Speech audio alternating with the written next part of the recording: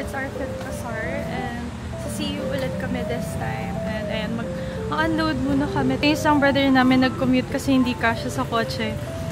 Ayun, struggle is real pag maliit yung kotse.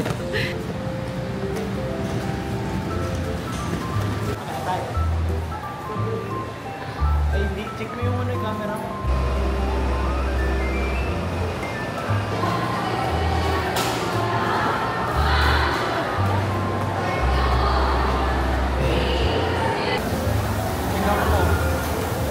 So, time check guys. It's 10 a.m.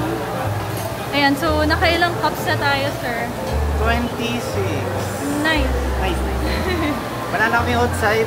Opo, gusto kami na outside. Di kami nakabili. Baka naman outside. Please sponsor us. Guys! Hi guys! Hello guys. So, time check. It's 1:48 p.m. And dapat hanggang 5 p.m. pa kami today sa CEU.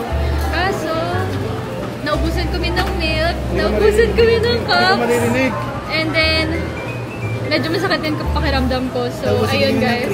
Naubusan din kami ng cream. So, ayun, maraming sold out today. Tapos na rin yung sugar. Okay na. Ayan, so sabi nila mag-closing na lang ng maaga. Ay, nasa Nisa. Ano ba yan, Lugi? Wala na kaming close na daw kami agad. Alam pang macho ko. Ay, pa naman lang. So, that's the story for today's pop-up. Ayun. So, ayun. Thank you everyone who bought matcha today. Ang mga yun. Ay, bibili ng October 23. So, ayun. Before we go home, bibili muna kami ng gatas. Bibili na tayo ng gatas. Tsaka whipped cream. See you tomorrow, tsaka next week. Pati sa November, sa Dasal. Sa Dasal ba yun?